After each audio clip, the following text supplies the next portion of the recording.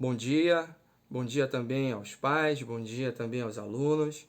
Nós vamos apresentar aqui a nossa videoaula, certo? Mas antes eu quero fazer uma breve oração com vocês. Oremos. Grandioso Deus, obrigado, Senhor, pela vida, pela saúde. Obrigado também pela tua proteção. Nos deu uma semana abençoada. É o que te pedimos e te agradecemos por Jesus. Amém. Turma, em relação à ementa, eu vou mandar na descrição o número de aula em que nós estamos e logo depois você vai colocar a data, beleza? Nós vamos então aqui finalizar o capítulo 3, que fala das luzes da razão, né? Que é o iluminismo. Nós falamos no vídeo anterior que o iluminismo ele foi muito importante, né? Principalmente na Europa, especificamente na Inglaterra e a França, onde houve a difusão dessas ideias iluministas, esclarecer, né? Esclarecimento, né? Em que defendiam a razão. Logo, a gente entende que esse pensamento era para desenvolver, né, o sentimento, né, do espírito crítico em determinadas áreas, como a economia, a política, a ciência, tá certo? Nós vimos, por exemplo, em relação a Galileu, que defendia o heliocentrismo, né? Em oposição à sua teoria, nós temos o geocentrismo defendido pela igreja. E nós vimos que os dogmas da igreja eram considerados verdades absolutas, que aqueles que contrariassem eram levados para o tribunal da Inquisição. E passado pelo julgamento, né, muitas das vezes a condenação era o quê? A morte, certo?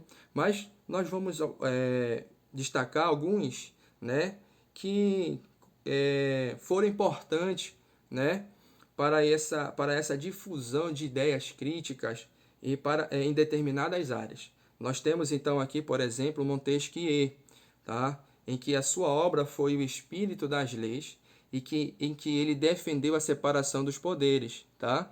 Nós temos aqui o Executivo, o Legislativo, o Judiciário, tá bom?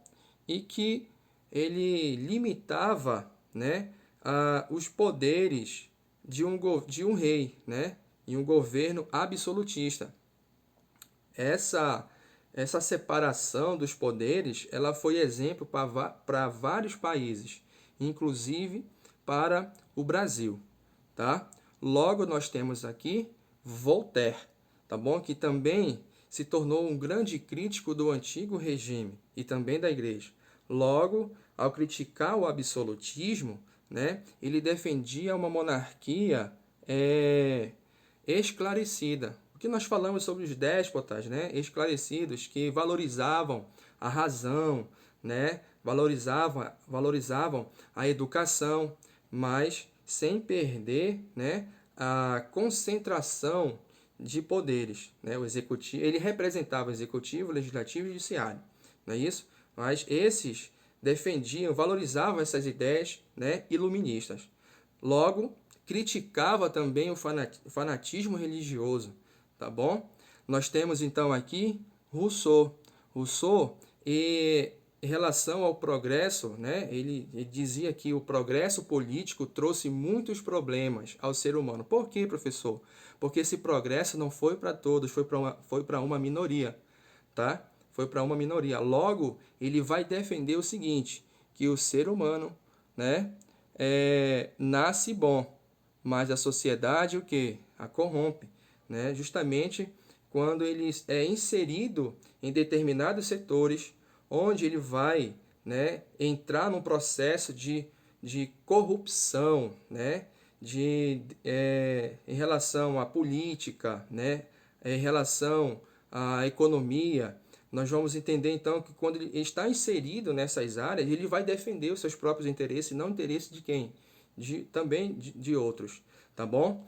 Logo, nós vamos ver que todo governo deveria ser estabelecido a partir da vontade da maioria, né? O que nós vamos entender que essa prática são práticas democráticas, né? Por que, professor, práticas democráticas? Porque, por exemplo, o nosso país, o Brasil, né, ele tem essa ideia, né, de estabelecer, né, um governo a partir do voto da vontade da maioria. Por quê? Porque a nossa política hoje, para você ter o seu representante, é preciso de eleições, onde o povo faz parte dessa, né, dessa política, né, de eleger o seu candidato, tá bom? Então, quem vai escolher os candidatos? Somos nós, né? O povo.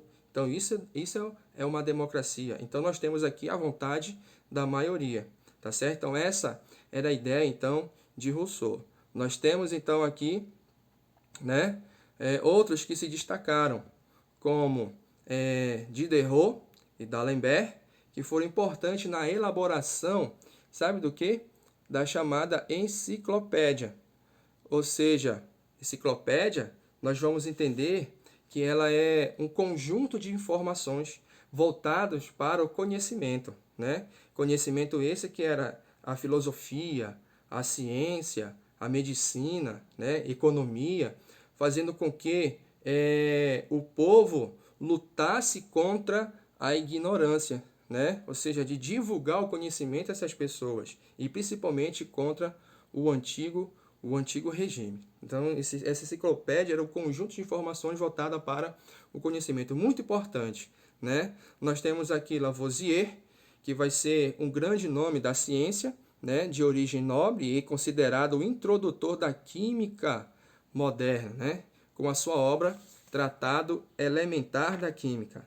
Logo, ele utilizou, né, algumas experiências químicas, né?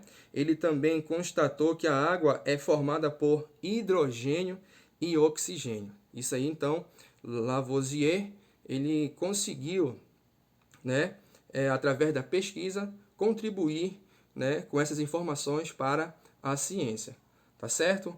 Logo, nós temos aqui grandes nomes também da economia, mas nós vamos destacar Adam Smith. Só que a gente tem que entender que a economia do antigo regime era chamada de mercantilismo, tá certo?